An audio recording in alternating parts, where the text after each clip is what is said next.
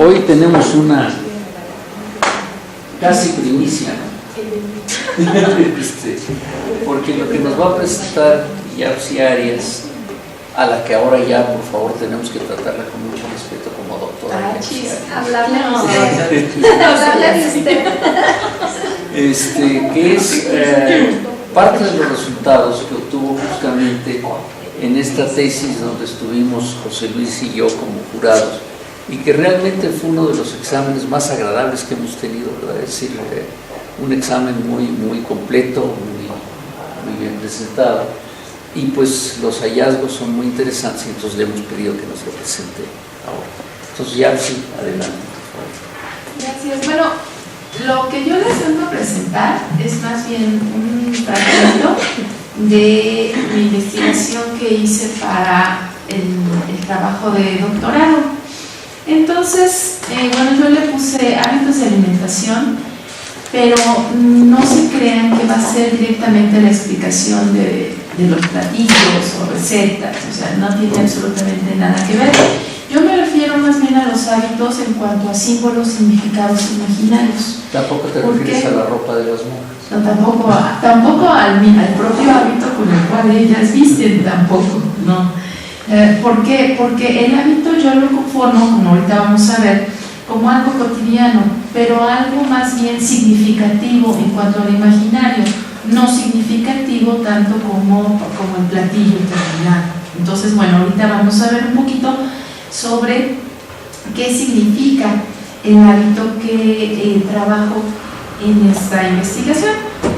Y bueno, pues un poquito como antecedente, vemos que dentro de la historia, y por supuesto dentro de la antropología de la alimentación, básicamente la dimensión cultural es de mucha importancia para poder entender diferentes ideologías en cuanto a los significados de los alimentos, porque estos crean, como muchos sabemos, las preferencias o también crean aversiones en cada persona, y eso no solamente en cada persona, sino que eso lo hace viral dentro de la sociedad, porque bueno, finalmente, como sabemos, la sociedad es la que actúa en cuanto a la educación de cómo puede entenderse o cómo puede llamar alimento una persona. Entonces, pues todas estas características formales e informales a las cuales se va educando a la persona o al individuo como tal para formarse como sociedad, o más bien para entenderse dentro de su sociedad, a eso se le está llamando o se le trabaja, o lo trabaja más bien, como los imaginarios alimentarios. Entonces, estos imaginarios alimentarios van a ser trascendentales como elemento, sobre todo fundamental, para entender toda esta gama de diversidades en cuanto a la alimentación, o más bien en cuanto a cómo se va a entender lo que significa alimento. Así que entonces, una vez tomado esto, bueno, pues por supuesto vámonos a acotar todavía más el estudio a partir de un hábito. Un hábito alimentario, significándolo como un análisis del comportamiento, especialmente el comportamiento, por supuesto, individual, de la comunidad, localidad, de la familia, en este caso, bueno, pues ya de la sociedad o de la orden de las clarianas. Y bueno, haciendo siempre referencia hacia que el hábito va a ser el conocimiento directamente que va a profundizar la conducta alimentaria, ¿no? Y por supuesto, bueno, pues esto se va a encontrar atado de una forma de tanto significados como significantes, en donde se va a conformar la representación de la individualización que permea de alguna manera u otra el significado de los alimentos y de los comportamientos ante el alimento de estas sociedades clarianas. Una vez que ya, bueno, traducimos o más bien trabajamos la parte del hábito, entonces ahora vamos todavía a centrarlo más en cuanto, como les había mencionado al principio, entenderlo como imaginario, estudiar a estas monjas dentro del imaginario, cómo entienden el alimento ellas. Bueno, pues este imaginario, significado, como bien lo dicen muchos autores que trabajan imaginario, pero bueno, el principal, que es Cornelius Castoriadis, que es del cual yo me centré y me enfoqué en algunas de sus estudios para yo conformar esta investigación. Entonces, bueno, el imaginario vamos a entenderlo rápidamente, un concepto así demasiado general, como una apariencia, una idea, y por supuesto esta se encuentra tanto en el lenguaje, específicamente en las instituciones, pero estas instituciones llamadas sistemas simbólicos alimentarios. Y bueno, como él bien nos dice, el imaginario va a consistir en atribuir a determinados símbolos de significados y por supuesto estos hacerlos valer como tales, o sea que este vínculo que va a ser forzado para poder relacionarse con la sociedad en que ellas conviven. Por ejemplo, si yo ahorita estudié clarisas, pero si por ejemplo otra orden que no es clariana, por ejemplo concepcionistas o capuchinas o jerónimas o agustinas, si van a implementar o si van a estar dentro de las clarisas, a pesar de que son comunidades religiosas, no se van a entender. Entonces es algo que quedaremos siempre en la cuestión errónea de trabajar órdenes clericales como si fueran todas las mismas, o sea, no tienen absolutamente nada que ver una rama de otra. Por lo tanto, entonces, un ejemplo particular de lo que he estado mencionando específicamente sobre los imaginarios de la alimentación es concretamente el significado místico. O sea, para entender el imaginario va a ser importante entender ese significado que ellas les dan, y para ellas el alimento no es algo totalmente fácil, tanto ni para ellas ni para mí, por supuesto, de entender, porque para ellas el alimento, para las clarisas, lo ven como un comportamiento místico. Y ahorita vamos a ver, bueno, por qué para ellas significa de esa manera. Además de que las bases de su imaginario alimentario siempre va a estar representado obvio, en su propia institución religiosa, y es algo muy interesante porque, bueno, yo hice una pequeña comparación y además también desde sus orígenes me metí a la historia de las clarisas urbanistas desde que, bueno, se empezaron a conformar, y bueno, todo esto cómo comenzó y sobre todo cómo cambió de alguna manera u otra, pero sobre todo eso también permea demasiado en este llamado imaginario. Ellas siguen pensando en ese imaginario como mística del alimento, porque el alimento va a ser algo muy importante, como ahorita lo vamos a ver, cómo ellas lo pueden comprender, cómo ellas lo asimilan y por qué para ellas es un hábito de alimentación místico. Pero es algo también muy interesante porque desde la Edad Media lo vienen conformando así y hasta la fecha sigue siendo así. Por supuesto, bueno, con algunas alteraciones o más bien con algunas modificaciones, pero bueno, básicamente así sigue siendo su importancia y el significado que ellas le dan. Y entonces uno de estos significados que vamos a ver y cómo lo conforman va a ser desde la Edad Media, que va a ser algo muy interesante porque hasta nuestros días, como les menciono, se da unos matices muy pequeños en los cambios de la imagen o más de la imagen del imaginario que le dan a esta mística. Entonces, para ellas el imaginario de mística es algo sublime. De hecho, así llaman al alimento, ¿no? Como algo sublime que les va a permitir tratar de llegar y consagrarse con esa imagen que ellas ven idolatrada como Dios o también como Jesús, o inclusive con algunos santos o santas que ellas siguen como importancia hacia su imagen.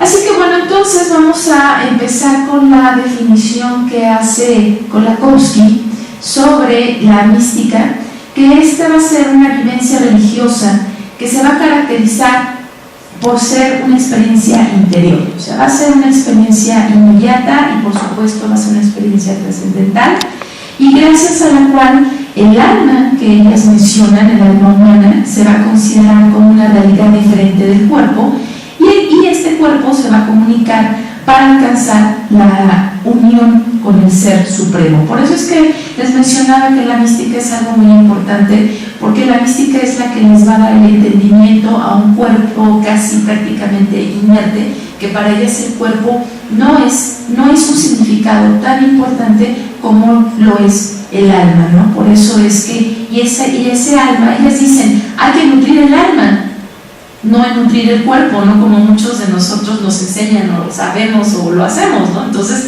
para ellos dicen, el cuerpo a mí no me interesa, a mí lo que me interesa básicamente es el alma, por lo tanto, es el que hay que nutrir.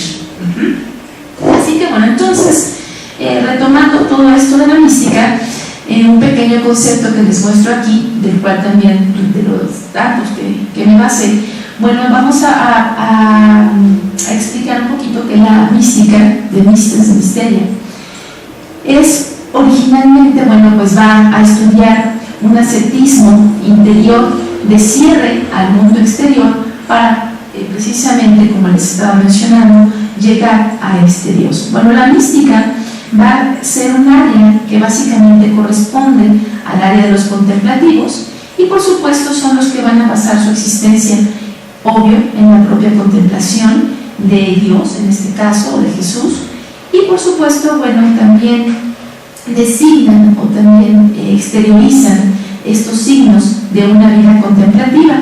Y bueno, también hay una tradición de considerar místicos, por supuesto, por antonomasia, a algunos literatos, ¿no?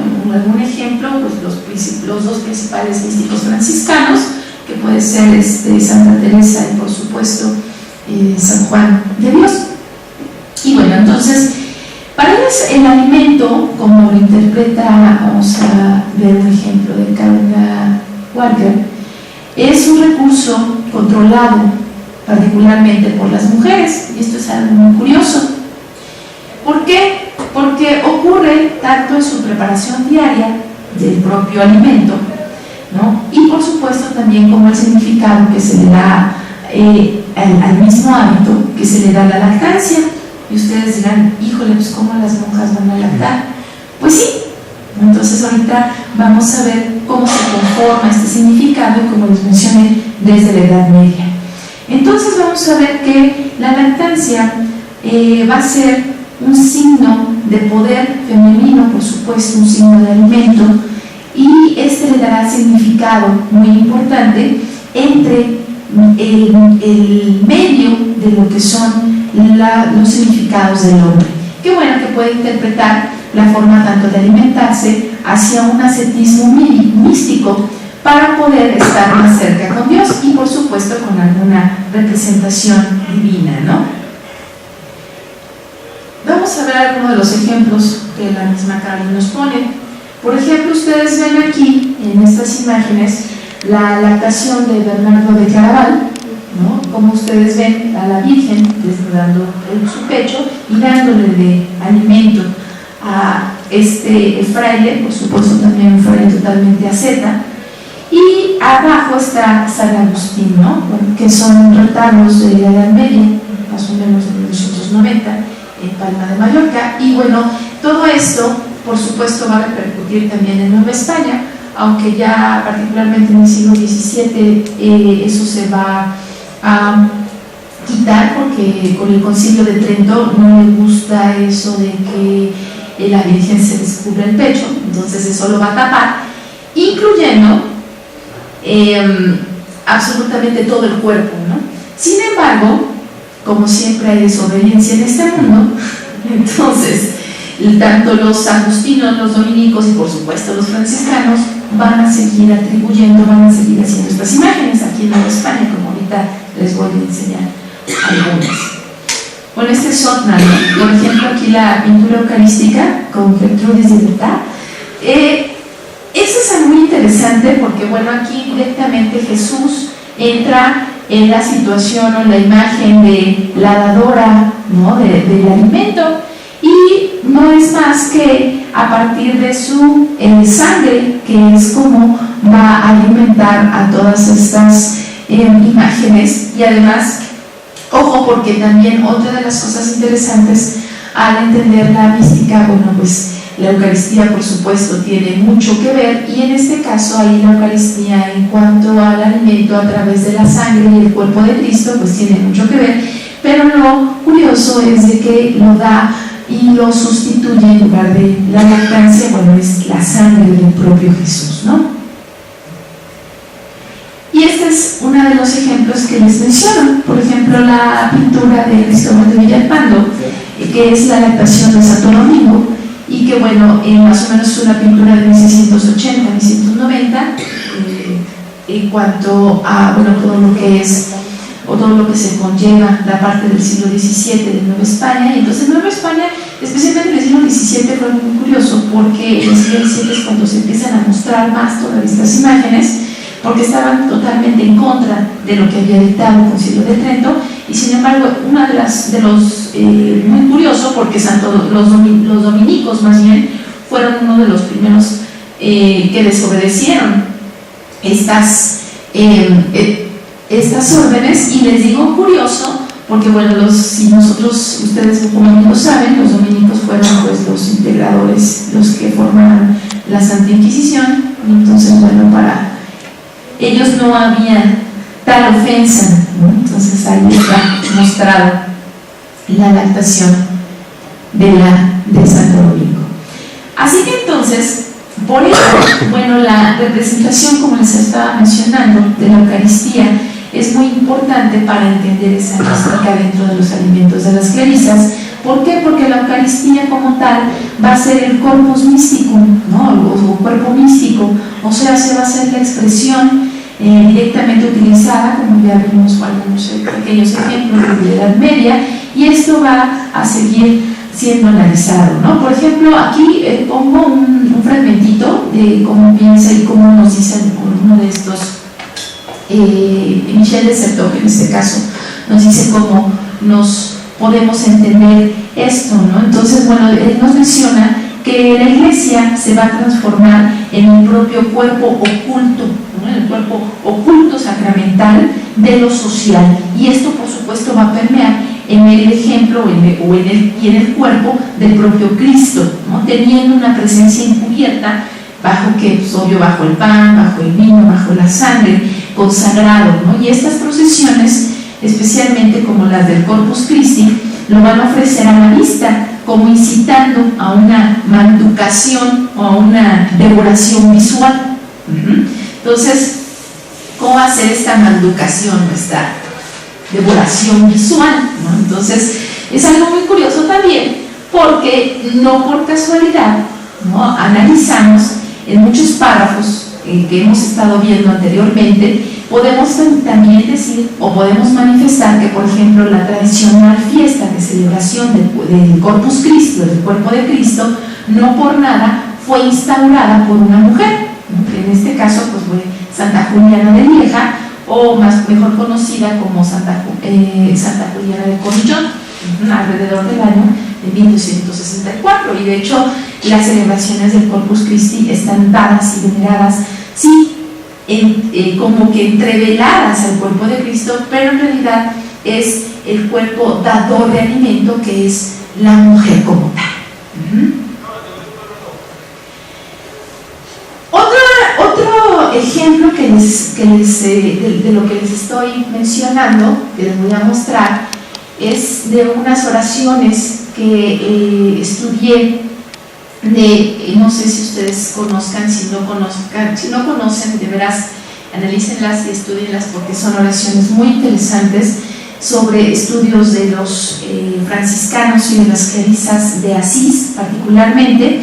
Que bueno, que les estoy hablando de André Moshe, que hace infinidad de estudios de las clarisas, pero me llama la atención esto para ejemplificar lo que les estoy mencionando.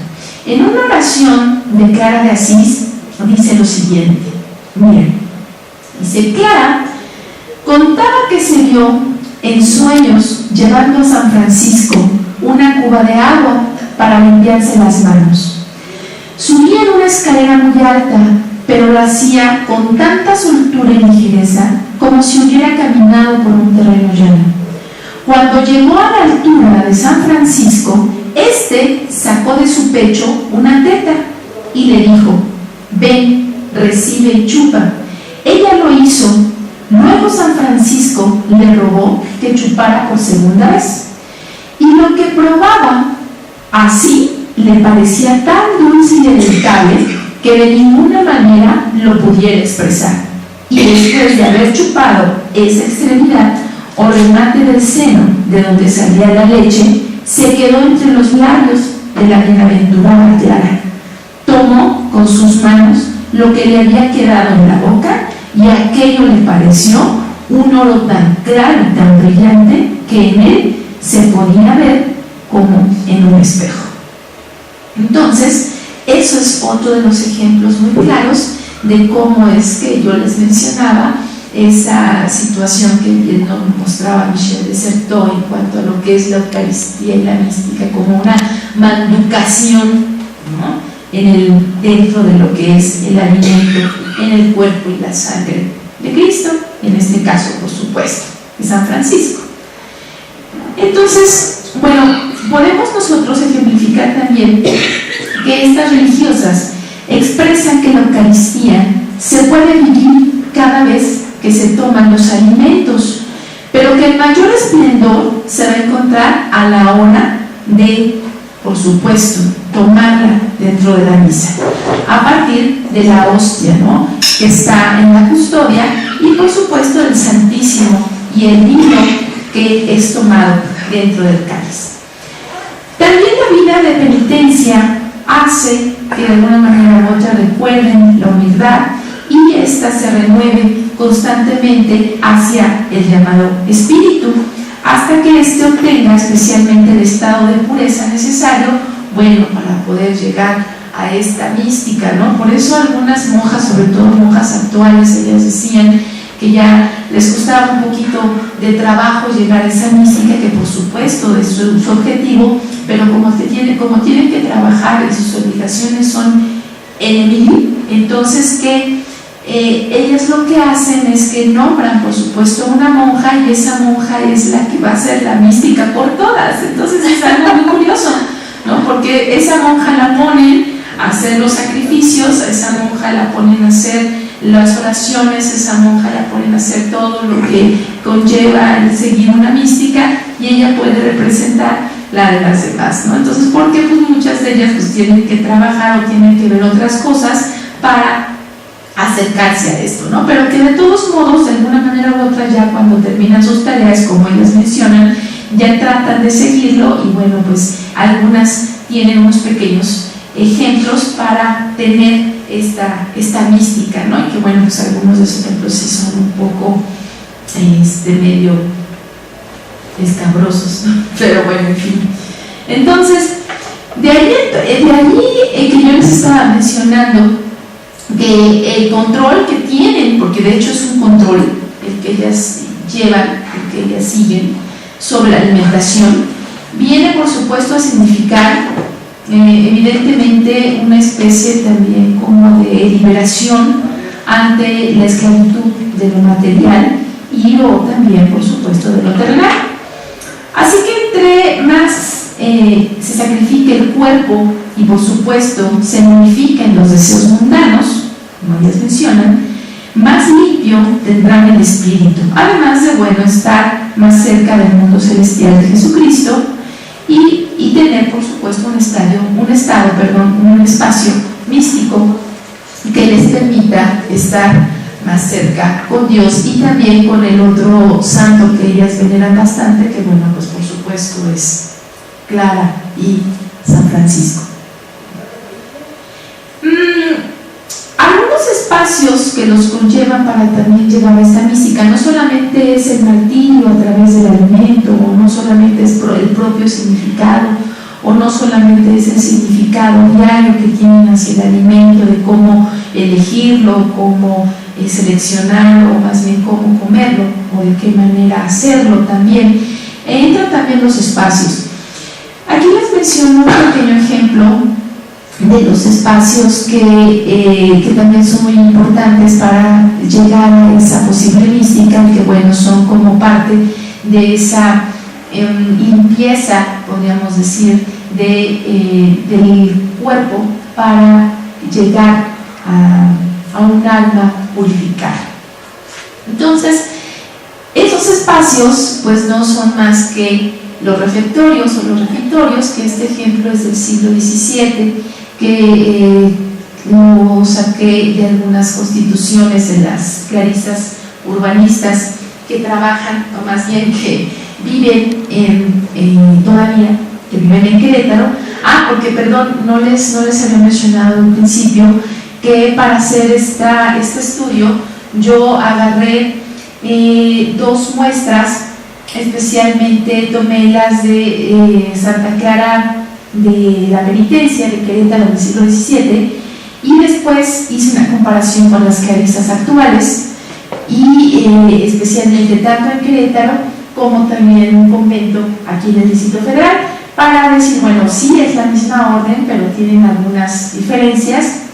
Y sí, esas diferencias es muy curioso porque son muy remarcadas de acuerdo a su territorio y de acuerdo a especialmente del origen de donde son ellas, ¿no? Entonces, eso también, o ese pequeño contraste, bueno, pues sí es muy importante también decirlo. Entonces, perdón, regresando otra vez al ejemplo que estaba mencionando sobre los espacios que también son considerados como espacios de limpieza del cuerpo y por supuesto del propio espíritu, los refectorios son muy importantes. Entonces, uno de esos ejemplos que lo dicen las constituciones menciona esto. Dice: ninguna religiosa podrá entrar al aposento del torno, ni llegarse a él, sin especial licencia de la abadesa, so pena que le quiten el velo en el refectorio y coma pan y agua en tierra y lleve un palo en la boca.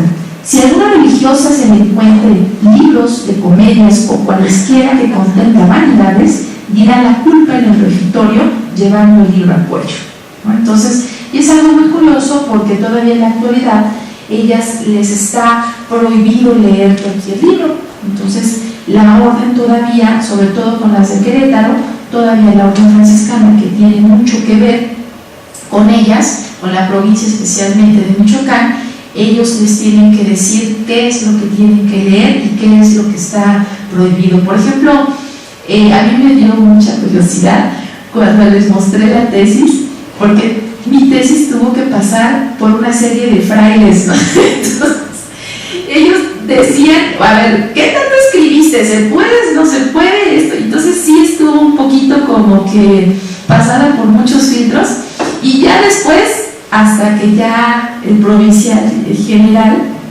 dijo, no hay nada que esconder, la puedes leer, ¿no? Entonces ya todas las monjas felices y contentas, ¡ay, escribieron de nosotras!, ¿no? Entonces ya pudieron leer. De hecho, me agrada mucho hablar con ellas y me agrada mucho de ellas porque cuando ellas están tomando sus alimentos ahí en el refectorio, sobre todo las queretanas, les están leyendo algunas partes, ¿no?, de la tesis. Entonces es algo que la verdad a mí me llenó de gratitud, ¿no?, con esto.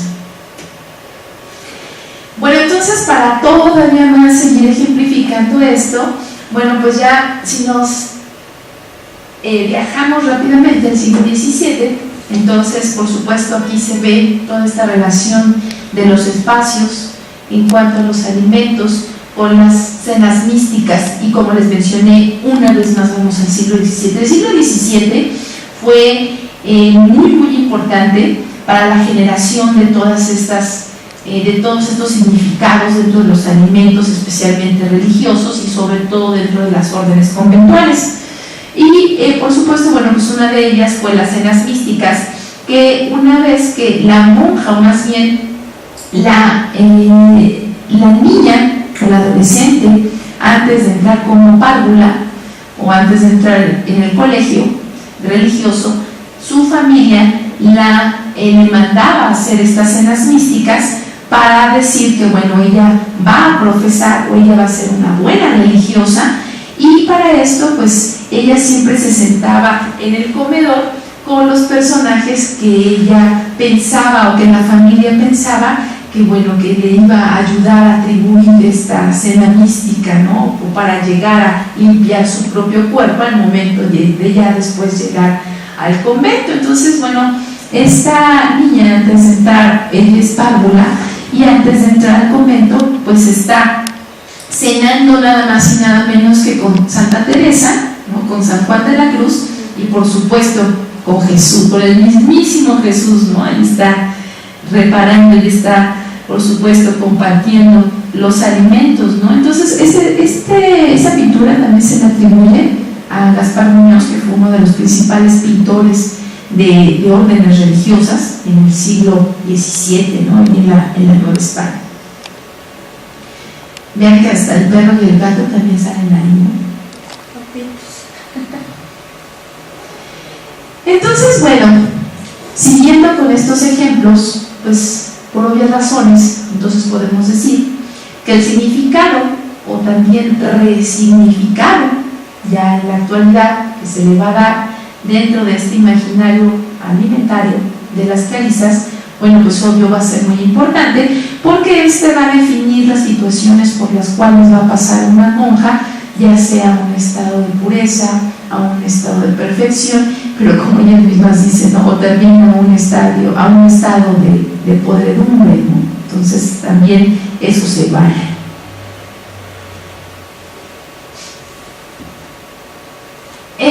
Una de las cosas también que ellas señalan y que ellas mencionan, bueno, pues también la comida va a ser el alimento del propio cuerpo y dentro de su lectura. Por eso también les decía que ellas eligen, o más bien les eligen la lectura, porque también la lectura ellas es parte de su vida contemplativa, y la lectura también va a ser parte de la como de la situación de nutrir, ¿no? Como el nutrimiento directo del cuerpo, ¿no? Entonces este va a ser totalmente devoto hacia también directamente el alimento y del espíritu, ¿no? Por eso es que yo les decía que siempre cuando ellas están comiendo, cenando, desayunando, o inclusive que van y andan picando ahí la comida, también siempre está atribuida esa lectura hacia una oración, o en este caso cuando están ya en el refectorio o en el refectorio, pues siempre hay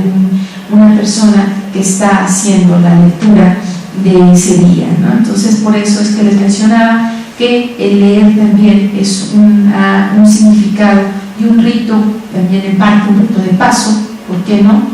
Para controlar y para purificar ese espíritu.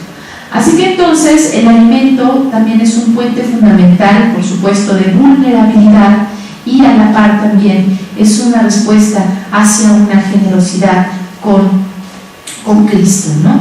¿Por qué? Porque, bueno, pues el control totalmente efectivo que va a tener la figura femenina sobre el alimento, como ya lo vimos a través de varios vidas, ya sea de santos o de santas, pues siempre van a usar la comida como una forma, en este caso ya sea de festín, o también, por supuesto, en una forma de un martirio, ¿no? Entonces, bueno, ellas son las personas con las cuales trabajé y conviví, y estuve muy cerca de ellas. Abajo es el convento del pueblito de Querétaro, y arriba es una profesión sobre todo de una de ellas, una de las monjas, pero ya es en el convento de aquí de la Ciudad de México, el convento de la Villa de Guadalupe, ¿no? Entonces, bueno, ahorita ya ellas están pasando, todas las del convento de la Ciudad de México están pasando por una transformación muy, yo siento que parte muy agresiva, porque están tratando de buscar su independencia de la provincia de las franciscanas de la Ciudad de México. Entonces, por muchas situaciones que, bueno, que ahorita no vienen al caso, entonces eso también está siendo parte de una transgresión dentro de su alimentación, y por eso muchas de ellas nos dicen que ya la mística pasó a segundo término, pero que sin embargo ellas lo siguen tratando de hacer, porque bueno, la mística es parte de lo que les enseñan desde el principio,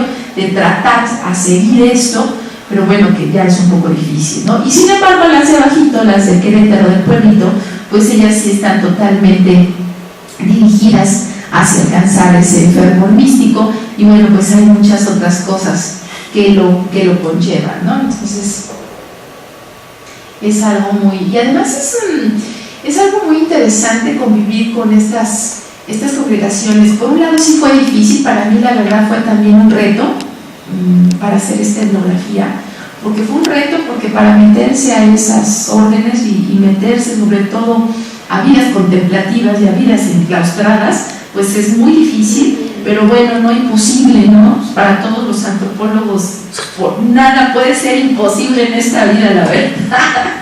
Entonces ven todo lo que sea para poder hacerlo, ¿no? Entonces, y es algo que también te motiva y te da como directamente un reto, ¿no? Para hacerlo. Entonces para mí fue un reto cómo entrar a estos recintos sin ser monja.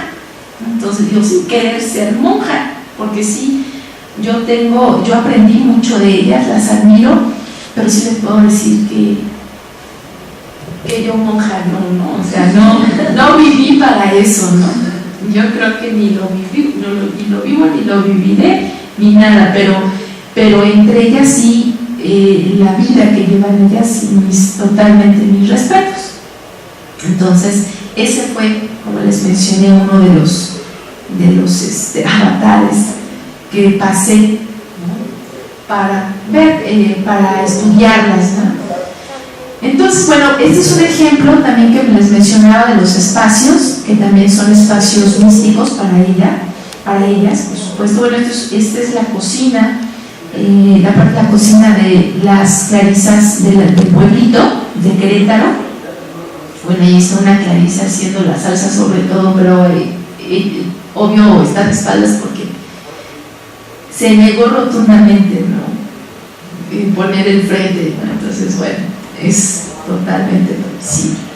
Entonces, bueno, una de las cosas también muy curiosas de ahí de Querétaro es que muchas de las tradiciones que ellas tienen, bueno, la mayoría de ellas son otomís y otras son chichimecas, otras derivan de los pames. Entonces es algo muy curioso, porque bueno, también dentro de sus recetas, de sus alimentos, pero más que la receta, sobre todo el significado que tiene dentro de los alimentos, ya es por eso que les mencioné, ¿no? Es muy diferente a las de la Ciudad de México, que son un poco más relativamente mujeres de ciudad, ¿no? No son mujeres de comunidades rurales, ¿no?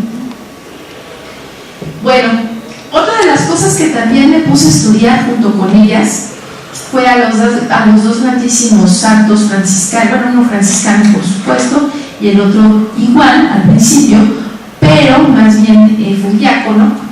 Pero algo que encontré, y ya después platicando con los franciscanos, y ya después platicando con franciscanos de Asís, y tanto con franciscanos de Asís como franciscanos de Sevilla, franciscanos también de Madrid, y por supuesto de aquí de México, obvio con las clarisas, encontré algo muy interesante, que San Pascual Bailón es ese gran santo que todos conocen como el gran santo que se le dedica a la obra y gracia de los cocineros y de todo lo que esto conlleva, que es un santo que más o menos sale a partir del 17 y del 18.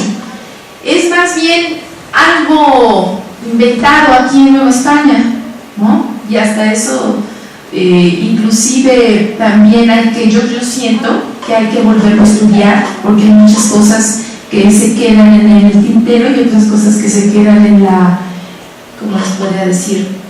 En la historieta, ¿no? Y en la leyenda, es muy anecdótico, ¿no? Porque de hecho, pues el pobre San Pascual, ahora sí que le atribuyeron el muertito, porque ni siquiera era santo de las cocinas. Sin embargo, al que le quitaron este peso de encima, pues fue a San Lorenzo. San Lorenzo, sí, de hecho, si ustedes van especialmente a España, es el santo es el santo que se dedica y que se venera, y es más, es el santo de los cocineros, ¿no? Y de hecho las clarisas, es una cosa muy curiosa, porque bueno, conocen a San Pascual Bailón, le reiteran porque bueno, pues fue un lego, porque ni siquiera es un santo, pero ni siquiera nunca llega a ser fraile, es un lego. Entonces, y hasta eso era un santo de devoción hacia la Eucaristía, ¿no? Entonces, en España, por supuesto. Pero aquí, las clarisas todavía le rinden pleitesía y todavía le oran tanto a San Lorenzo como, por supuesto, a San Pascual Bailón. Entonces, ustedes dirán, bueno, ¿por qué San Lorenzo? Y entonces es algo muy curioso, porque además la propia vida de San Lorenzo pues fue un poquito, fue un mártir, por ejemplo. Entonces, y él acaba en una parrilla, él acaba asado. Entonces, por eso siempre su asadón a un lado, siempre está San Lorenzo y obvio su herramienta de martirio, ¿no? Como siempre dentro de algunas religiones así siempre le sacan, ¿no? Y bueno, por ejemplo, con San Lorenzo, bueno, se conoce la mayor oración, sobre todo sus últimas palabras, ¿no? Donde dice: ya estoy asado por un lado, ahora que me vuelvan hacia el otro lado para quedar asado por completo, ¿no? Entonces, las clarisas, por supuesto, sobre todo las clarisas de Querétaro, son las que más lo adoran, ¿no? Y las de aquí de México se van más con San Pascual, ¿no? Con San Pascual Bailón, que bueno, que ahí le mencionan, ¿no? Cada vez que van a hacer, o cada vez que sobre todo la cocinera va a preparar los alimentos del día, bueno, pues su oración particular, que dice: ay, San Pascual Bailón, que por ollas y cazuelas brincas, corres, cacihuelas, dales a mi tibian sazón. Ay, San Pascual bendito, haz caso a mi devoción, yo te brindo mi oración y el corazón se me vuela, ponle amor a mi cazuela, ¿no? Como vemos, bueno, el de San Pascual Bailón es mucho más decoroso que el de San Lorenzo, que está más triste, ¿no? Un poco dramático. Está muy dramático, ¿no? Por lo mismo de que era mártir. ¿Alguien está filmando? No, no es cierto. ¿No? ¿Quién sabe qué? ¿Qué fue lo que? Dígame por estar hablando mal de esa persona. Entonces, ay, no me castigues, Dios. Bueno, en fin. Así que a veces, de hecho, cuando se hace etnografía, pocos piensan, bueno, muchos piensan, obvio, en los trabajos que se hacen, ¿no? Como antropólogos, pues muchos pensamos en eso, lo que vamos a mostrar, lo que vamos a enseñar, lo que vamos a investigar dentro de los espacios que estamos observando, pero pocos nos dicen o pocos nos preguntan, ¿no? Bueno, ¿cuál fue tu sensación? ¿Cuál fue tu afinidad? ¿O cuál fue también tu tristeza? No sé. Entonces, eso también es parte de la investigación, porque en mi caso, cuando yo me metí a esto, pero ya en la situación actual, sí, porque es muy diferente trabajar archivos y luego ya enfrentarte a la vida diaria, ¿no? Es algo, la verdad, muy, muy increíble, que como les mencioné, ¿no? También fue un reto. ¿Por qué? Porque hay muy pocos estudios, o más bien nulos, o más bien nada, de etnografía de los conventos o de las monjas en México, en donde sí hay muchos en Europa, porque son un poquito más, bueno, las monjas son un poquito más abiertas y permiten estos sucesos. Sin embargo, aquí es más difícil, precisamente por el tipo de convivencia y por el tipo de ideología que tienen en este caso, bueno, las clarisas, ¿no? Entonces sí es algo un poquito también hasta de sufrimiento, diría yo. Pero bueno, vamos a ver algunos ejemplos de estos alimentos, que son, estos alimentos, como les mencioné, no son habituales, son más bien de temporada, o son también a una celebración o en sí a algún rito eclesiástico. Sin embargo, como yo les mencionaba al principio, ¿no? El hábito significa, o el hábito es recurrente hacia lo que ellas creen en diario, ¿no? O sea, lo que ellas creen cotidianamente dentro del alimento, o sea, el significado que ellas le van a dar al alimento que ya sea que comen en un desayuno, en una cena, en una comida, o es más, como les mencioné, de lo mismo que van picando entre comidas, ¿no? Entonces, es algo también que entra dentro de la ideología. Pero bueno, aquí les menciono algunos de los alimentos que ellos consideran muy típicos para llegar a esta relación mística, y de hecho desde el siglo XVII es así hasta nuestros días. Bueno, lo que varía un poquito, bueno, pues son algunos ingredientes o sobre todo algunas formas, ¿no? Entonces, bueno, una de ellas son las aleluyas, y aquí están referenciadas, que las aleluyas las hacen mucho, especialmente en los días de Pascua, ¿no? Que es cuando tienen ese gran significado. Pero sin embargo en el siglo XVII es algo totalmente muy diferente, porque lo hacían, pero bueno, con una capa ahí de oro y de plata, ¿no? Pero bueno, en la actualidad, pues obvio, eso ya no se considera como viable. Otro son los panecitos de Semana Santa, que se come bastante, sobre todo en el pueblito y de hecho en todo Querétaro. Vayan a Semana Santa, y cuando sea Semana Santa especialmente, vayan y compren estos panecitos porque son una delicia. Pero estos panecitos dentro de los conventos significan como un paso directo para estar conviviendo con Dios, o también, por supuesto, para estar conviviendo con Santa Clara o con San Francisco de Asís.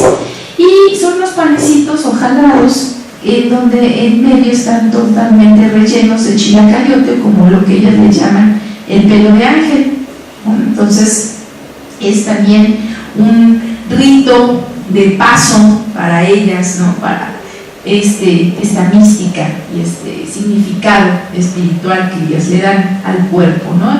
Otra, bueno, pues es obvio la nieve de Guamiche, que todavía en la actualidad se usa, ya sea, bueno, en el siglo XVII se usaba como nieve, ahorita ya no tanto, más bien las monjas lo comen como mermelada o como también algún tipo de conservas, ¿no? Igual, lo mismo que los duraznos prensados, y también, por supuesto, la chanfaina, ¿no? Que también, esto es más en Querétaro, que por supuesto, bueno, se sigue totalmente comiendo en los conventos actuales. Y bueno, por otro lado están las puchas, que era un pan de horno muy cotizado en la Nueva España. Sin embargo, bueno, pues ya solamente en algunos lugares ya se perdió, de hecho, casi, y solamente aquí en Querétaro, sobre todo en San Juan del Río, y con algunas de estas monjas los podemos todavía ver, ¿no? Bueno, abajo también están las lágrimas de obispo, con las cajetas de mameyes y de pinol, que son atribuidos más bien cuando se hace la celebración a Santa Clara de Asís el 11 de agosto, ¿no? Que también ellas comen, pero las lágrimas de obispo sí son tomadas tanto por las de Querétaro como por las de la Ciudad de México. Y bueno, en Querétaro también están los camotes achicalados, ¿no? Los camotes horneados, que también son una cosa muy deliciosa, la verdad. Ahí se ven fellitos, pero son muy ricos, ¿no? Y las monjas disfrutan de los alimentos también, que recurren mucho a él, sobre todo las de Querétaro. Y bueno, los buñuelos de viento, que es así, son la mayoría de las órdenes clarianas que ocupan estos buñuelos, especialmente nada más en la temporada de diciembre, ¿no? Bueno, yo les podría seguir hablando porque fueron muchas cosas las que estudié y analicé de estos aspectos, pero bueno, solamente, como les mencioné, les traje un mini pedacito de esto, ¿no? Para que, bueno, más o menos vean cómo fue el desarrollo y la explicación de esta investigación. Entonces ya finalmente tengo en mis conclusiones, pero bueno, dos de ellas, una de las principales es las que les voy a mencionar, ¿no? Bueno, por supuesto, el paso de lo que es el estudio del imaginario, lo simbólico, va a ser para mí, como fue el verdadero ejercicio de opinión, de análisis, y por supuesto, bueno, no importa quién la haga. ¿Por qué? Porque siempre será un ejercicio individual, ¿no? Y este ejercicio individual siempre va a estar objetivado en un consenso colectivo, ¿no? Y por supuesto ese consenso colectivo va a estar adentrado a la teología. Por eso es que también yo desde el principio, cuando yo dije, bueno, voy a estudiar mística, voy a estudiar las monjas, pero sí me dijeron, como bien me lo dijo Ángel, ¿no? Yo creo que muchos de ustedes lo conocen, bueno, él es dominico, y también me lo dijeron otros frailes y otros padres, sobre todo un padre jesuita con el cual también trabajé, y otros padres franciscanos. Me dijeron, a ver, ¿vas a hablar de mística? Ajá, ¿y tú como antropóloga qué me vas a enseñar? ¿No? O sea, casi me dicen, bueno, tú de mística, ¿qué sabes, no? O sea, ¿y tú qué, no? Y yo dije, sí, tiene mucha razón, por lo tanto, entonces estudiaré teología y luego regreso. Entonces, pues desgraciadamente, y les digo desgraciadamente porque me costó mucho trabajo, tuve que estudiar teología. No fue una teología así, ya que ya tuve que sacar mi doctorado en teología, no, pero sí la teología me permitió las bases principales, sobre todo las de introducción general, me permitió mucho entender cómo se concebía el alimento para ellas, ¿no? Entonces, por supuesto, tanto franciscanos, jesuitas y dominicos tenían esta idea. Entonces, bueno, quien me ayudó bastante en esta educación de teología fue Ángel, pero lo cual le agradezco mucho, pero a la vez también lo odio, porque toda la teología que me dio, toda la bibliografía que me dio fue en inglés. Entonces dije, imagínense teología y luego en inglés, híjole, no, la verdad sí fue. ¿Reprobaste? No reprobé, pero no lo vuelvo a hacer, ¿no? Entonces, pero sí ya afortunadamente pude, ¿no? Lo logré. Entonces, por eso les menciono que cuando se estudian conventos, cuando se estudian todos estos temas, y luego historiadores o antropólogos, no es por criticarlos ni para nada, pues cada quien tiene su enfoque, pero sí no se vale que sin saber teología digan qué significa, ¿no? Entonces deben de saber teología a fuerza, porque entonces no saben qué significa. Entonces es como, por ejemplo, si alguien va a estudiar náhuatl, si no sabe náhuatl, híjole, pues ahí va a estar difícil el asunto, es lo mismo, ¿no? Entonces, por eso siempre yo les menciono que, bueno, adentrarme a la teología, con esto voy a entender o pude entender los conceptos necesarios para comprender tanto la mística como, bueno, esto ya como se conlleva hacia el alimento como una base de la ideología, por supuesto también eucarística, ¿no? Al revisar las vidas venerables, los sermones, los aranceles, me permiten analizar a la sociedad, especialmente del siglo XVII y del XVIII, y hacer, por supuesto, la comparación con las monjas actuales a través de las constituciones, de las reglas, y sustentándolo aún más, sobre todo también con el estudio o con el análisis que hice dentro de la etnografía.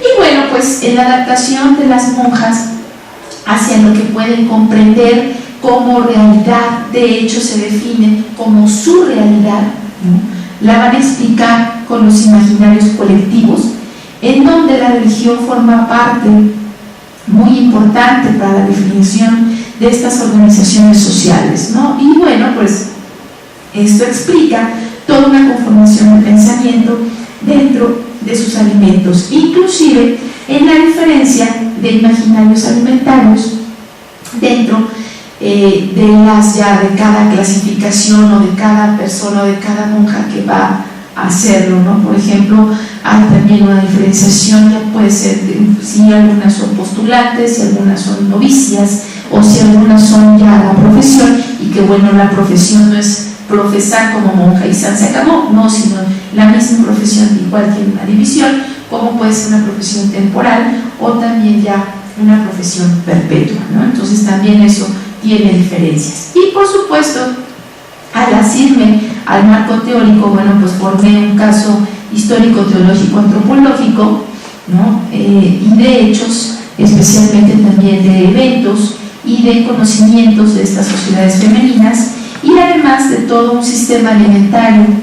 Particularmente también pude aplicar las propuestas teóricas y de método usadas en este trabajo para poder reconstruir sus procesos de alimentación entre las clarisas y además también hacer comparaciones y aplicaciones de los dos tiempos, ¿no? Para entonces yo después hallar las pistas y comprender su complicada estructura y de su devenir histórico, ¿no? Y esto, por supuesto, bueno, pues me va a permitir un análisis de la existencia del cambio o permanencia sociocultural, ¿no? Mediante el método ya sea diacrónico y comparativo para poder observar, bueno, pues lo que son las sobrevivencias culturales de estas órdenes clericales clarianas.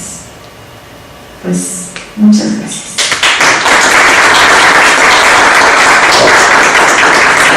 Bueno, antes de que le hagan ustedes preguntas a Yapsi, les quiero invitar a que cuando estén en España vayan a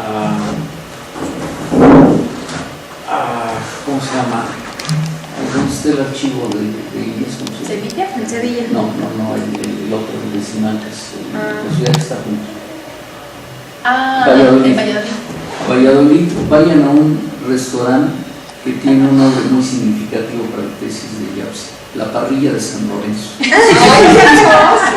Este es de la familia de un amigo mío, de Eufemio Lorenzo, y pues como se apellidaban así, pues dijeron, bueno, el restaurante tiene que tener su apellido, entonces pusieron la parrilla de San Lorenzo, unas carnes verdaderamente deliciosas.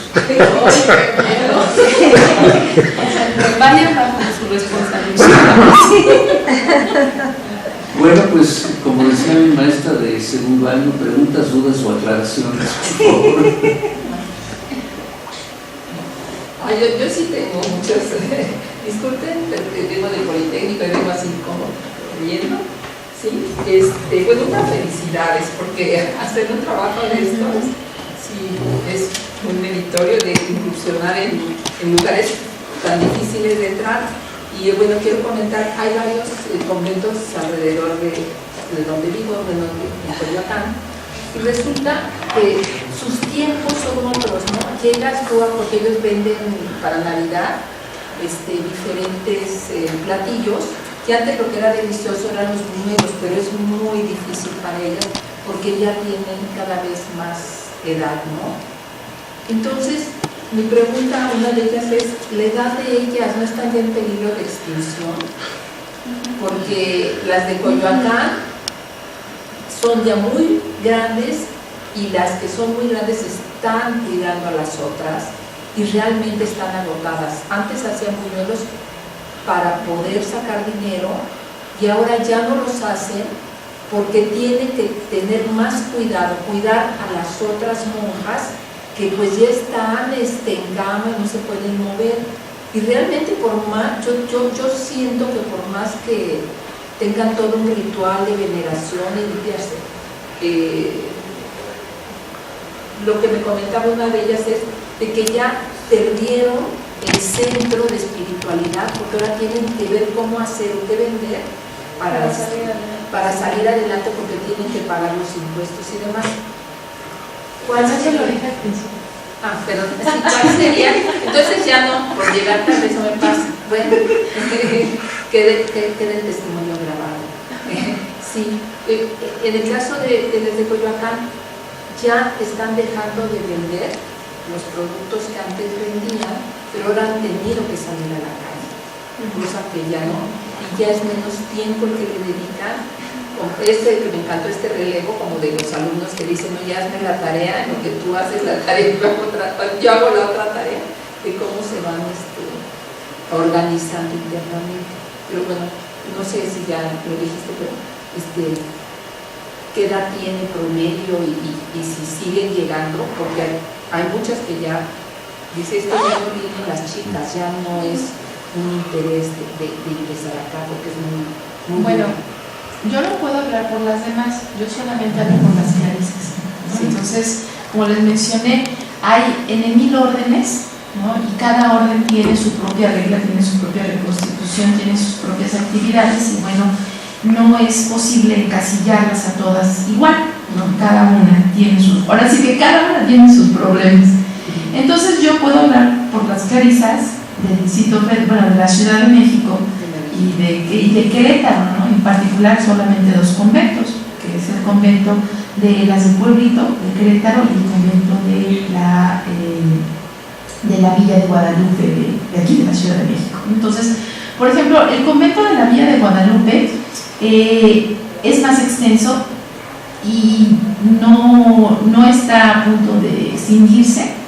Tiene ahorita hay muchas párvulas que ya entraron y siempre, bueno, yo digo que en este caso que por todos los problemas que ha habido o por todos los problemas que hay en la sociedad, el convento es parte de ese refugio, ¿no? Que ellas pueden tener para X situación, ¿no? Y una de ellas es porque, bueno, ya no quieren estar en sus casas y se van al convento, y de hecho por eso los conventos son una clave muy importante para estar dentro de las ciudades, ¿no? Porque son el reflejo de que siempre están también conviviendo con la gente, ¿no? Entonces, hasta la fecha, en algunos lugares sigue siendo así.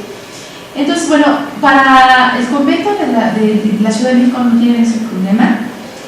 Las que están dedicadas a la tarea de cuidar a las mayores, por supuesto, además las monjas sí son muy longevas, y que una de las cosas que ahora, como le digo al doctor, que hay que estudiar es por qué son tan longevas estas monjas, porque a pesar de que, bueno, trabajan mucho, sí, por supuesto, no, déjense de eso, tienen todas las enfermedades debidas y por haber, ¿no? Tienen colesterol, tienen un sobrepeso, no, ni siquiera sobrepeso, una obesidad, pero ya inclusive una obesidad mórbida.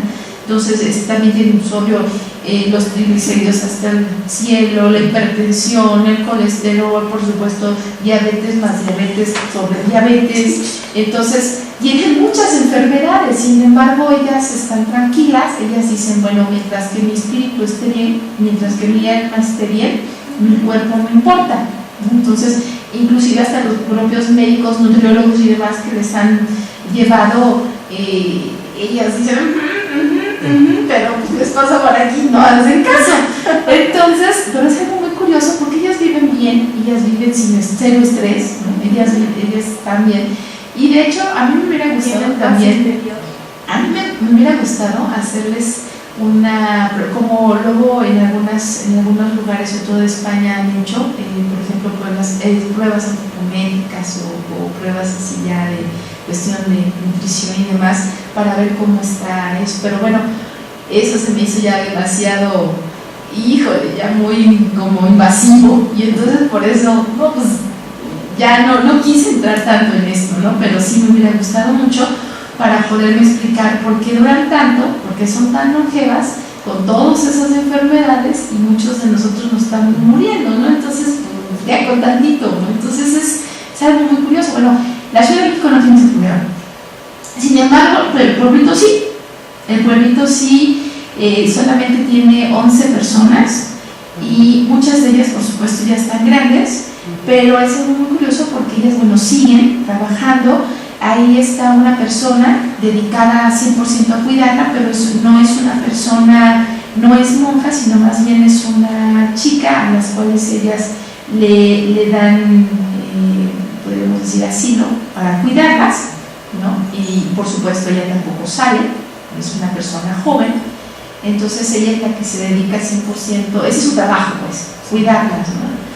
Entonces, bueno, de alguna manera u otra se organizan para no dejar también de hacer otras cosas, ¿no? En este caso, bueno, pues algunos productos.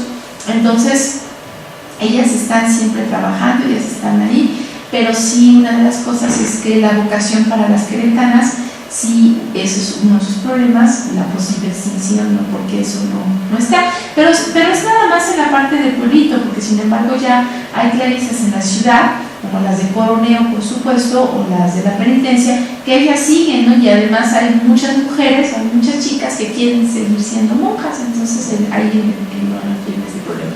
Pero como te menciono, no sé qué orden serán las que tú mencionas. Bueno, voy a averiguar. Sí. Y bueno, nada más, déjame hacer dos comentarios sobre lo que acabas de preguntar. Yaps y yo visitamos independientemente a las monjas dominicas de Toledo, y ahí fue muy interesante porque estas monjas dominicas han resuelto el problema de una manera muy inteligente. Crearon una empresa para maquilar los famosos damasquinados de Toledo. Entonces con eso cotizaban a la seguridad social y están jubiladas, entonces tienen ingresos a través de la jubilación. También ellas han tenido situaciones económicas muy difíciles, y lo que es trágico es que han tenido que vender parte del patrimonio, por ejemplo pinturas del convento y de la iglesia. Es decir, nos decían, bueno, aquí había un cuadro fulanito de tal y lo tuvimos que vender. Y esas monjas están verdaderamente en una situación privilegiada, porque a 2 cuadras está otro convento de dominicas donde su patrimonio es nada menos que la tumba del Greco y varias pinturas del Greco, el altar mayor precioso. Y la otra cosa que les quiero comentar es que tengo buena amistad con el médico que maneja aquí en México todos los problemas de salud del arzobispado, y él me cuenta esto que dice Yapsi, de que su problema ahorita es que en general los religiosos, hombres y mujeres, están envejeciendo mucho, están muy mayores, pero que se mantienen más o menos bien. Y él lo que ha hecho es todo un sistema muy interesante, digamos, de seguridad social. Ellos pagan una pequeña cantidad, tienen servicio médico, tienen hospitales. Uno de los hospitales que utilizan para mí tiene un nombre muy chistoso, no sé si ustedes lo han visto, está en la Villa de Guadalupe, y se llama Hospital MIG, como los aviones rusos, pero es María Inmaculada de Guadalupe. Nada tiene que ver con los aviones. Pero entonces, lo que él se encuentra es que el problema fundamental es educativo. Me contaba, por ejemplo, que el superior de alguna orden es un diabético que con frecuencia caía en complicaciones, había que hospitalizarlo, el costo de su atención era muy alto, hasta que él mandó a los nutriólogos a que le explicaran a la comunidad completa cómo tenían que comer, trabajar con los cocineros de la comunidad, porque resulta que el buen sacerdote se descompensaba el día de su cumpleaños porque le hacían unas comilonas fantásticas, ¿no? Entonces, y la tercera cosa es esto que decía Yapsi, que es muy interesante, de que en general en todo el mundo se observa que las monjas son muy longevas. Entonces hay un estudio hecho en Estados Unidos de un médico que se metió a estudiar a las monjas y consiguió que las monjas al fallecer le donaran sus cerebros. Entonces los cerebros están siendo estudiados, y lo que él encuentra es una cosa que verdaderamente pues, a todos nos puede ser muy útil, que muchas de ellas tienen Alzheimer, que muchas de ellas además tienen infartos cerebrales, pero que ahí siguen adelante, y que lo que cuenta es su actividad a lo largo de la vida. El dato que él tiene, que es interesantísimo, es que aquellas que se mantienen mentalmente activas, sea dando clases o dentro de la propia vida religiosa, etc., a pesar de que tienen Alzheimer y tienen las lesiones de Alzheimer, están ahí en el cerebro, están bien. Entonces es una lección, digamos, de que mantenerse mentalmente activo ayuda a que uno sobreviva y esté bastante más tiempo activo. El seminario tiene para muchos años, entonces. Sí. Sí, en una conferencia que fui a la Casa de las Humanidades de UNAM, en Coyoacán, están haciendo unos estudios en los que están comparando las diferentes oraciones y la oración de la paz. Aquellas comunidades que tenían la oración de la paz, a otros que oraban, su cerebro hacía como unas vibraciones como los budistas, y eso lo están haciendo en México. Les estaba costando mucho trabajo entrar a las órdenes religiosas, con los sacerdotes, pero ya está avanzada esa investigación. Fue hace yo creo que como hace 2 años, entonces se tendría que indagar para que sí hagas esto, y ellos concretamente fueron sobre la oración de la paz y una relación con los budistas. Y bueno, y otra cuestión es, no vi tamales. No Eso hace es tamales. física, no es gastronomía. Bueno, pero a propósito de los No, tamales, para que den la conferencia de tamales. pero los tamales salieron a relucir en otro examen de doctorado que fue muy interesante, que fue el de María Teresa Jaén, que ella estudió los restos de las monjas del claustro de Sor Juana. Es decir, ella es la que, junto con el maestro Arturo Romano, hizo todo el estudio de los esqueletos ahí. Y lo que ella decía es que a partir de los 40 años, la mayor parte de las monjas habían perdido absolutamente todos los dientes. Y decía, y no me explico cómo sobrevivían. Entonces yo le dije, mira, entre otras cosas, los tamales ayudaban. El atole. El atole, los tamales, no necesitas masticarlos, los puedes preparar con muchas cosas. En ese convento también lo que fue impresionante, porque eso sí me tocó vivirlo personalmente, fue cuando estaban reconstruyendo el convento, etcétera, llegan al depósito de la materia fecal, que está en un piso abajo, y arriba tenían los sanitarios, ¿no? los hoyos para que las monjas defecaran. Eso tuvo que estar abierto meses por la cantidad de semillas de chile que había, que no se habían destruido, y que entonces uno se acercaba ahí y el picor en la nariz era insoportable. Entonces lo tuvieron que dejar mucho tiempo abierto para que se ventilara, etcétera, pero que muestra la cantidad de chile que consumían esas monjas. ¿Eso cuánto fue? ¿Hace cuánto, perdón? Mira, no me acuerdo cuándo, pero cuando comenzaron a trabajar el convento de San Jerónimo, ¿De los debe 80 tener fue? por ahí, por los Más o 80. menos, ¿no? Sí. Lo empezaron a trabajar con López Portillo. Sí, con sí, su sí. esposa, que era la que estaba interesada en La hermana. La hermana. La hermana. Sí, que sigue de... Bueno, mientras hay otra pregunta, le voy a pedir a Betty que haga el anuncio fundamental.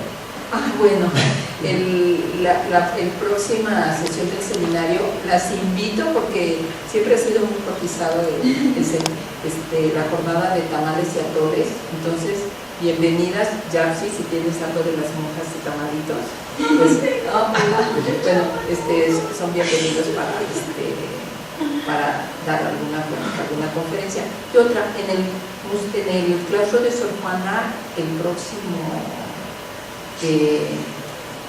miércoles, que es día 5, vamos a tener una mesa redonda para platicar. Un conversatorio. Un conversatorio, es la palabra exacta.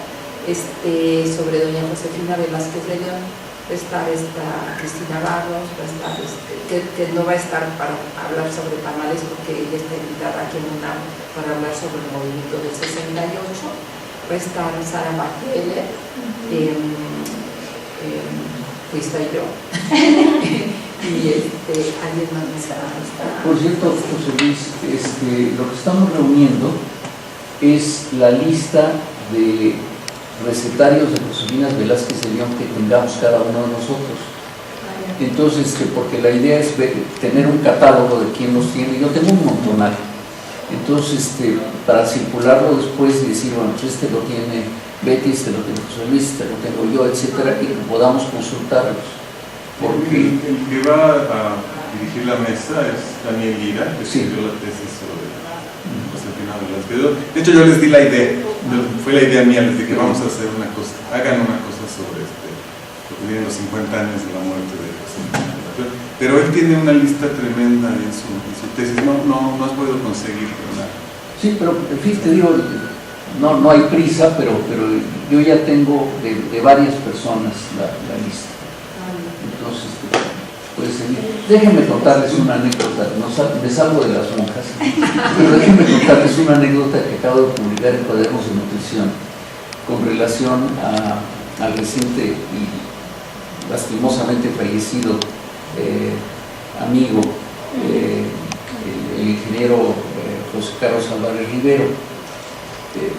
José Carlos tenía una casa en Cuautla, cerca de Cuautla. Lo fuimos a visitar y una tarde estábamos sentados en una mesa muy interesante que tenía y falleció con el terremoto. Por eso publicamos un homenaje en Cuadernos. Y la mesa era muy interesante porque era una mesa muy rústica, pero arriba de la mesa estaban las firmas de todos los que habían visitado a su papá. Estaba María Félix, estaba medio mundo ahí, había firmado con un clavo en la mesa, ¿no? Le digo, oye, José Carlos, hay algo que yo no te he platicado nunca y que vale la pena que lo platiquemos. Le digo, mi mamá fue de las que fue a la escuela de Josefina Velázquez de León. Le digo, pero fue por las razones diferentes a ir a aprender cocina. Mi mamá necesitaba permiso de sus papás para salir y conocer a sus galanes. Entonces resulta que el papá de José Carlos era un galán y mi papá era el otro galán. Entonces ella lo citaba un día a uno, otro día a otro. Eso me lo contó mi mamá ya muy viejita, ya a punto de morir. Y entonces me confesó, dice, no, pues mira, es que así funcionó esto. Entonces yo tenía que decidir entre los dos, los dos médicos jóvenes con un futuro prometedor. El doctor Álvarez Amezquita llegó a ser secretario de salud, era muy amigo de López Mateos, en fin, un hombre. Después se casó con la mamá de Linda Cristian, en fin, toda una vida azarosa de ese hombre. Entonces dice mi mamá, y lo que decidí es que para poderme casar yo tenía que conocer a las mamás de mis pretendientes. Entonces, con mi abuela era muy fácil porque vivía enfrente, pero fue a conocer a la madre de José Carlos, de José Álvarez Amezquita, y se convenció que le convencía a mi papá por la mamá del otro. Entonces, cuando le contesto a José Carlos, se moría de risa y dice, qué inteligente fue tu mamá. Dice, porque mi abuela, dice, le hizo la vida imposible a mi mamá. Eligió muy bien. Bueno, pero ¿tenías otra pregunta o algún otro tenía otra pregunta? No, por acá hay varias. Sí, por favor. Gracias. Hola, Jackie. Bueno, yo también llegué un poquito tarde, no sé si lo hayas mencionado. Tú que estuviste estudiando, bueno, la mística, el significado y el imaginario alimentario de las monjas, ¿hubo algún alimento que especialmente tuviera un significado tan importante que solo, por ejemplo, no sé si tú hayas probado todo lo que hicieron, que solamente ellas lo pudieran comer porque es como para llegar al estado místico, o todo lo pudiste probar tú, o cómo fue eso en tu etnografía?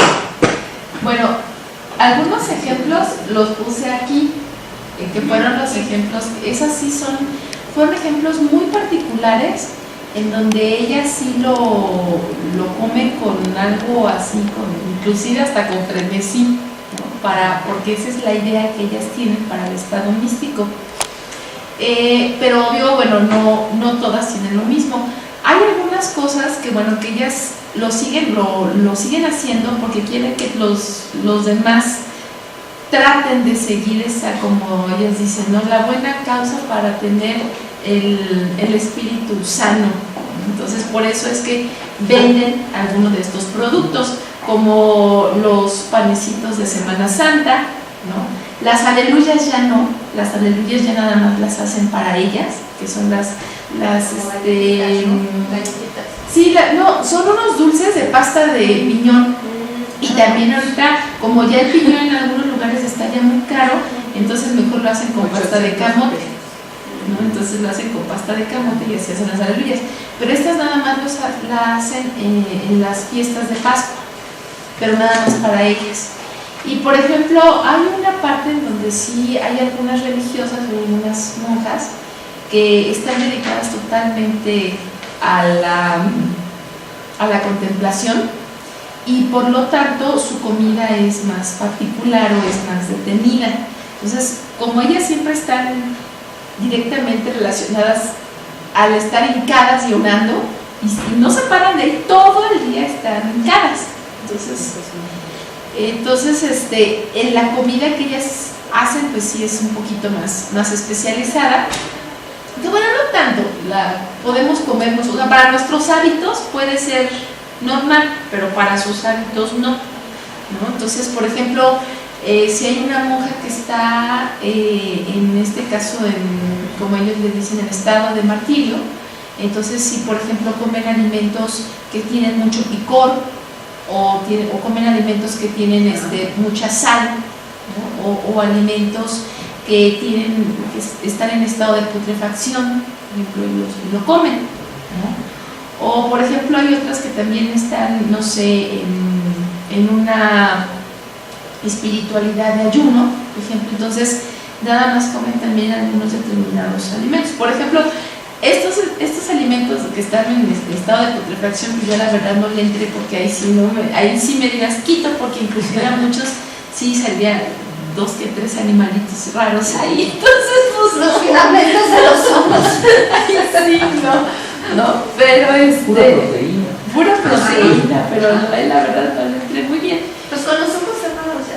No, hombre, no, bueno, ni siquiera fue con los ojos cerrados. Una de ellas me dice, es que tienes que probarlo, ¿no? Y entonces, y lo probé, no con ojos cerrados, pero hubo otro alimento que sí tenía no tenía unos gorgojitos, que esos sí me dieron las que por ejemplo, no, ese tenía como unas lombricitas, era una carne que ya estaba, pues ya, unas larvas, y pues no me supieron rico, pero tampoco me supieron, entonces vengas de cumpleaños. Pero bueno, todo sea por la investigación. Y eso lo comía bastante, ¿no? Entonces, algo que me llamó mucho la atención es que, por ejemplo, las de la Ciudad de México no tienen, hablando de tamales, no comen muchos tamales ni atoles, como las de Querétaro. Las de Querétaro sí hay puro atole y puro tamal, pero las de la ciudad no. Las de la ciudad sí más bien comen cosas pues más industrializadas.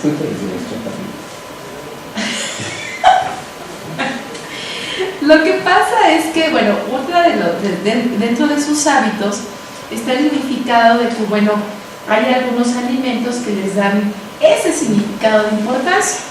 Entonces, uno de los alimentos base pues, es el refresco, en donde no. Entonces, pero el refresco tiene que ser de un color determinado, tiene que ser un color amarillo o un color entre naranja y amarillo, así raro, tiene que ser o una chaparrita de piña o un jarrito, pero que esté así colorado, porque ellas tienen la idea de que están tomándose los líquidos que salen de Jesús, de Dios, es una transformación. Entonces dices, ay, un refresco, no, pero para ellas es como si fuera un significado, un líquido corporal de Jesús.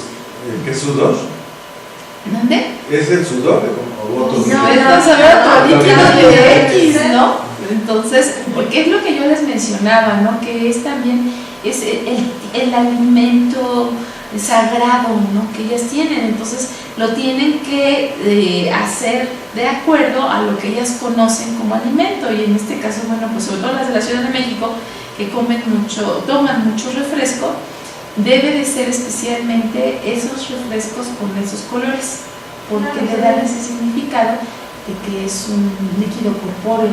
De Jesús. Bueno, mencionaste las monjas lactantes. Sí. A ver, ¿cómo está eso de las monjas lactantes? Es que, bueno, ellas dicen, no, ellas no lactan como tal, sino más bien el significado de lactancia o el significado de dar de comer es dar de comer a Dios, dar de comer a la Virgen, dar de comer a Jesús o dar de comer a los santos, ¿no? Y ellas como dan de comer precisamente es algo como simbólico, o sea, el que ellas castiguen su cuerpo, el cuerpo mismo lo están ofreciendo a Dios, entonces es parte de su cuerpo como alimento. O sea, el cuerpo ellas dicen, el cuerpo no me pertenece, el cuerpo nada más es un estado en el que yo me puedo mover en este mundo, pero a mí lo que me interesa es el espíritu. El espíritu yo le doy de comer, yo hago para que se purifique, pero el cuerpo no. El cuerpo más bien lo dono, el cuerpo lo doy, y esa parte del cuerpo, esa donación que ellas creen, ese cuerpo se lo ofrecen a Dios o se lo ofrecen a Jesús. Por eso es que les menciono así. Y de hecho, ni siquiera, no lo digo yo, lo dicen ellas mismas, ¿no? Ellas dicen, no, mi cuerpo es de Jesús, mi cuerpo es de Dios, o aquí ellas se lo quieren agenciar, ¿no? O se lo quieren dar, pero ellas dicen, mi cuerpo es el alimento para ellos. Entonces, precisamente porque su cuerpo no es de ellos, no les pertenece, el cuerpo se los dio Dios como móvil, ¿no? Temporal. Exactamente, como algo temporal. Son monjas nutricias, ¿no? Más que la- Ándale, monjas nutricias. Oye, y casi siempre cuando hacemos el trabajo doctoral, siempre salen todos estos vericuetos, ¿no? En contraste con esto de San Pascual Bailón y San Lorenzo, ¿no? Cuando leímos la tesis, pues fue todo un descubrimiento, ¿no? Porque si nos ponemos a ver estas cosas que escriben sobre Pascual Bailón, pues está todo metido ahí en el imaginario, ¿verdad? Del siglo XIX y ya totalmente del XX, y que lo hayas encontrado y con su referente como San Lorenzo, todo esto que cuentas de la parrilla, se me hace como, siempre dar un paso adelante, ¿no? En la investigación. Ahora te toca también romper ese molde, ¿no? Decir, San Pascual Bailón que vemos en articulitos y en libros y que no te lleva a ningún lado, siempre están dando vueltas en lo mismo. Esa sería una buena oportunidad y una cosa, podrías meterte, ¿no? Para esclarecer bien exactamente quién era este señor, cuándo empezó la leyendita y por qué nos hemos quedado con esa...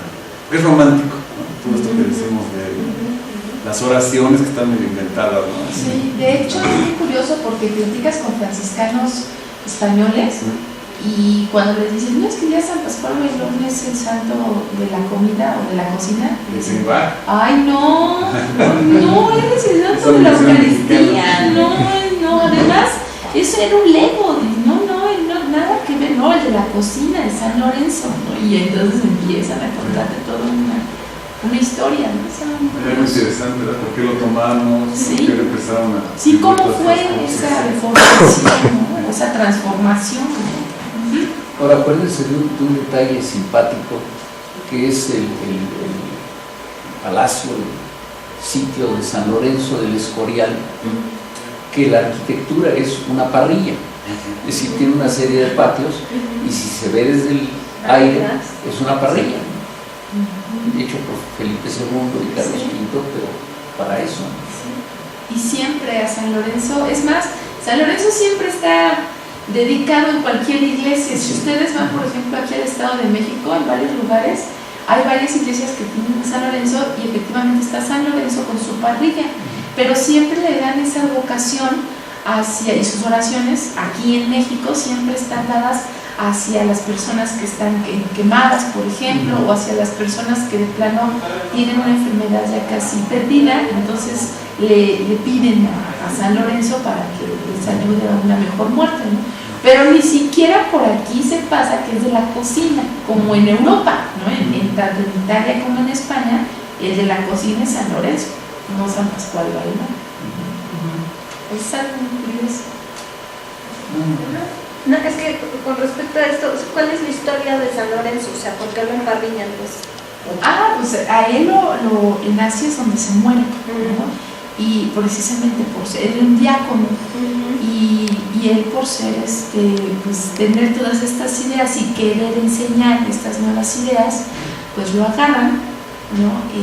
Y ese fue su castigo, meterlo al horno en un asador, y entonces ahí quemarlo vivo, ¿no? Ahí lo quemaron vivo precisamente por estar pues diciendo estas malas oraciones que para los asiáticos pues no eran buenas, ¿no? Entonces y por eso lo quemaron vivo. Entonces él dice, pues sí, ¿no? Pues está bien, ahora ya estoy doradito de un lado, ya volteenme para que esté. Pero eso no ha acabado. Si ven ustedes el periódico de hoy, ayer en algún lugar cercano a la Ciudad de México pescaron a unos que identificaron como robachicos y los quemaron. No, de hecho muchas partes así dicen, ¿no? Si eres ratero, te vamos a quemar, así que mejor ni entres. Y más, así está la amenaza. Y sí, los queman, En literal. Coyoacán hay un también letrero, ¿no? De que los vecinos están alertas y que si Sí. se ven robando, Lo van a quemar. linchan. A la parrilla. A lo que es más, ya ni siquiera le ponen a San Lorenzo a un lado.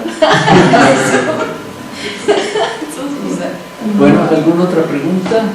Por favor. Yo tengo dos consultas. La primera es sobre esta parte que mencionabas que tu tesis tuvo que pasar varios filtros. ¿Cómo como investigadora fue ese proceso de que además eran filtros, según lo que entendí, como más masculinos, ¿no? Que el de las propias monjas con las que trabajaste, con las que De hecho, fue muy curioso porque todo fue 100% masculino. Todos mis filtros fueron desde jesuitas, franciscanos, dominicos y luego todos los investigadores que fueron aquí también, mis asesores, ¿no? Todos fueron hombres. Y la única mujer se fue porque se jubiló, que fue Janet Long, pero bueno, pues ya fue la única mujer. De ahí fueron todos los filtros con los que trabajaban, fueron hombres. Entonces fue algo, pues no sé, fue algo también muy interesante, ¿no? Porque los enfoques fueron totalmente diversos, desde una persona 100% teológica, ¿no? Hasta una persona que no tenía ideas de la teología, pero que, bueno, puso su punto de vista y, por ejemplo, era arqueólogo, ¿no? Entonces nada que ver, ¿no?, con lo que decía, pero bueno, siempre con eso aprendes, ¿no? Y yo siento que no solamente así investigando, ¿no? Tu investigación debe de ponerse a manos de, pues yo creo que de varias personas, ¿no? Para que así también tú misma vayas nutriendo, pero también no significa que vas a poner eso porque, bueno, inclusive pues esos no son los objetivos directos de tu investigación, ¿no? Entonces, fue algo interesante, más bien para comparar toda la diversidad de enfoques que yo le pude haber dado a la investigación, pero también en otras cosas que también le di, ¿no? Y además fueron ayudas de diferentes, ¿no? Entonces yo pero en particular, o sea, pues no... O sea, no fue una limitación. ¿Vale? No fue una limitación el hecho de que haya pasado por eso. No, o sea, no fue un límite, al contrario, fue un aprendizaje. Y es padre, ¿no? Lo que sí es que en algunos momentos, uno de ellos, por ejemplo, siempre me decía, como está más metido en el género, siempre me decía, bueno, es que tu tesis es de género. Le digo, no es género, es antropología de la alimentación. Lo género ya es otra cosa totalmente diferente. No, es que sí, y él me decía, no, es que sí es de género, por el empoderamiento. Le digo, no, y es hombre, es algo muy curioso, ¿no? Entonces, pero sería interesante también ver desde ese enfoque, ¿no? Así Desde el es, enfoque de sí, pero ese sería, bueno, yo siento, ese sería ya una investigación 100% diferente a un enfoque totalmente aparte, ¿no? Al que yo estoy dando. Entonces, ese podría ser, pero fue algo interesante, fue una anécdota también increíble, pero no fue, afortunadamente en parte, o sea, no fue obstáculo, al contrario. No, pero además es que eso refleja la organización de la iglesia misma, es decir, estas monjas dependen de los hombres. Por ejemplo, tú hablabas del superior franciscano, ¿cómo le llamas?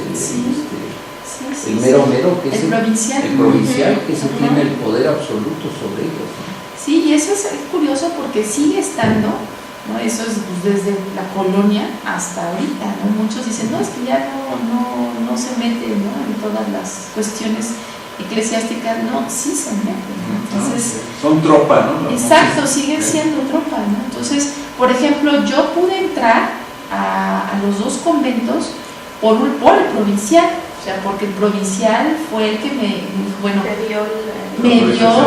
dio el permiso, pero por las propias monjas, claro que no. Además, si yo iba, tocaba y les decía, ¿puedo entrar? No, pues ¿quién eres tú? ¿No? Entonces no, entonces tenía que ir directamente con el provincial. Entonces yo tuve que enfrentarme primero a todas estas órdenes masculinas, o sea, para poder ingresar a las femeninas, no al revés, porque entonces ya yo no podía. Aquí en el instituto tuvimos a Luis González Rodríguez, que originalmente era jesuita, y nos contaba, por ejemplo, cómo cuando él hizo el doctorado en Francia, lo que él tuvo que conseguir es ser el capellán de una escuela de monjas para que tener alojamiento y quien lo cuidara y todo, ¿no? Y claro, él tenía que usar unas horas de su día de trabajo para atender a las monjas, a las alumnas, confesar, dar la misa, etc. Luego ya se iba a hacer el doctorado. Sí, sí, así pasa, ¿no? Y por ejemplo, cuando estás ahí dentro, pues ya ves, observas, tienes que trabajar, sí, porque ahí no vas de bonito, ¿no? O sea, yo tuve que trabajar, tuve que asistir a las monjas, tuve que estar con ellas, pero siempre con una que me estaba cuidando, y con ella yo siempre tenía que ir a donde fuera ella, yo tenía que estar ahí, pero también las tareas que ella hacía, yo también las tenía que hacer. Si ellas iban a oración, yo tenía que ir a oración, claro, por supuesto, yo no oraba, yo nada, más bien yo observaba, pero bueno, yo hacía la cuestión, ¿no? Pero si ellas se levantaban a las 4 de la mañana, yo tenía que levantarme con ellas a las 4. Todo eso yo lo tenía que hacer. Sí, hice mucha observación participante. Pues cuando vas a ser muy longeva y eso es ya.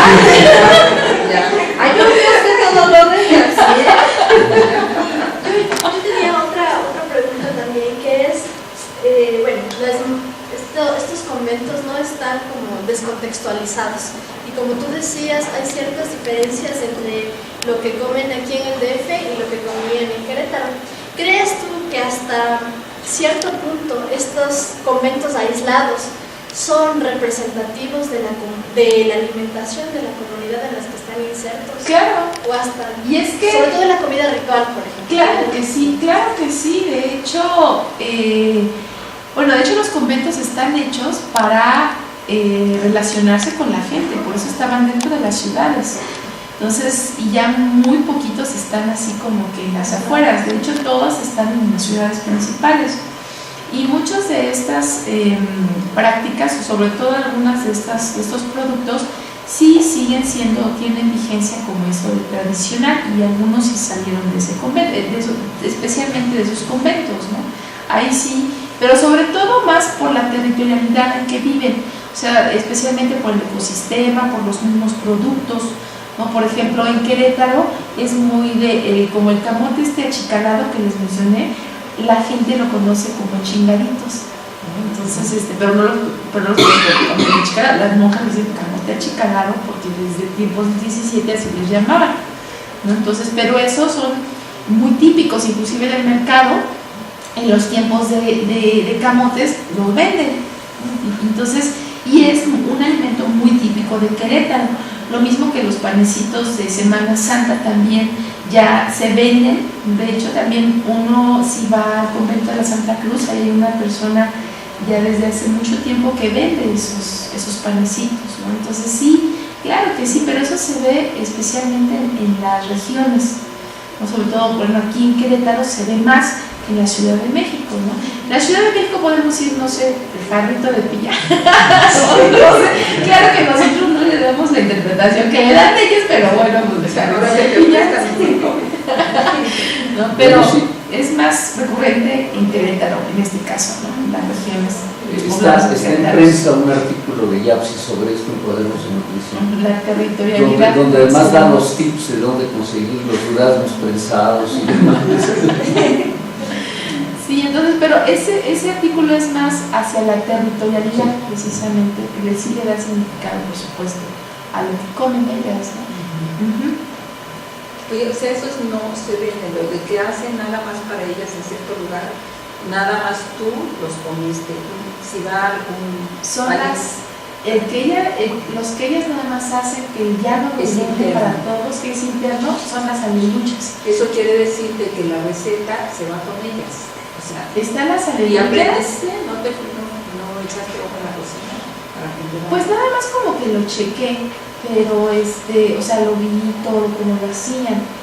Pero, o sea, sí les digo así certero, yo no analicé, más bien ni siquiera analicé, yo no vi recetas, ¿no? Porque ese no era mi objetivo. Mi objetivo era la mística, era el significado, lo que hacían ellas, ¿no? Entonces, por ejemplo, sí veía cómo lo hacían, por supuesto, sí veía que le ponían y todo, pero no vi recetarios porque pues no era mi objetivo, ¿no? Entonces, pero sobre todo las aleluyas y los las lágrimas de obispo sí solamente es algo que lo comen en el convento y no es para refrescar. ¿Y las lágrimas de qué son? Yo las vi plateaditas. Las lágrimas de obispo, bueno, la idea es que, eso viene del siglo XVII, con las queretanas, tiene que ser de plata, porque la abadesa lo comía para imponer su estado de autoridad. Y era una pasta de piñón con nuez, era una pastita, así, hacen así bolitas y les ponen una capa de plata, como en algunas técnicas árabes que también se sigue usando. Ahorita se sigue utilizando como ese imaginario, sin embargo, bueno, pues ya la plata ya no le ponen, por supuesto, sino ahora lo que le ponen es solamente pintura vegetal. ¿No? Es lo mismo que pasa, bueno, aquí no lo puse, pero es lo mismo que pasa en las tortillas. Hay tortillas que cuando ellas van a hacer la profesión, las tortillas deben de ser rosadas. Entonces, porque es un significado de, se oye feo, pero bueno, de espiritualidad dentro del alimento. Y eso, al comerlo, se integra a ellas. Entonces, las rosadas en Querétaro, sobre todo las monjas que vienen, que son otomís, pintan con grana cochinilla la tortilla. Y que de ahí, por ejemplo, en algunas zonas otomís de Querétaro los conocen como tortillas de sello. ¿No? En Guanajuato también. También en Guanajuato las tortillas de sello. Ajá, las tortillas de sello. Y por ejemplo hay muchas monjas que vienen de ahí y las siguen haciendo, pero bueno, y las pintan, ¿no? Pero ese significado se le da dentro del convento, ¿no? Y esas tortillas solamente las hacen, esas rosadas, las de sello sí, las hacen en algunas especialidades, pero las rosadas solamente las hacen Las de sello creo que en Semana Santa. Exactamente. Son rosas y moradas. Sí, sí, así es, con los colores, exactamente, los colores de la Semana Santa. Bueno, pues tenemos que terminar.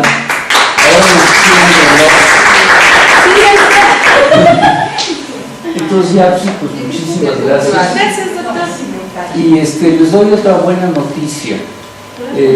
Todavía no es seguro, pero estamos trabajando para que el año que entra nos vuelva a acompañar Expiración García. Ay, sí. Entonces, todavía no sabemos con seguridad si puede venir, pero piensen por favor si el tiempo que ella esté aquí estará abierto para que si la quieren invitar a que vea alguna cosa, comentar sus trabajos, etc. Esta es la especialista realmente en la comida árabe en España, la de Al-Ándalus. Entonces, bueno, verdad que ha sido maravilloso trabajar con ella y sobre todo para mí la experiencia maravillosa con ella fue que me guiara en la Alhambra. Ustedes imagínense que se paraba así en las salas y decía, mira, ahí dice esto y esto y esto. No entendía yo nada. Entonces, ojalá y me... Bueno, pues muchas gracias.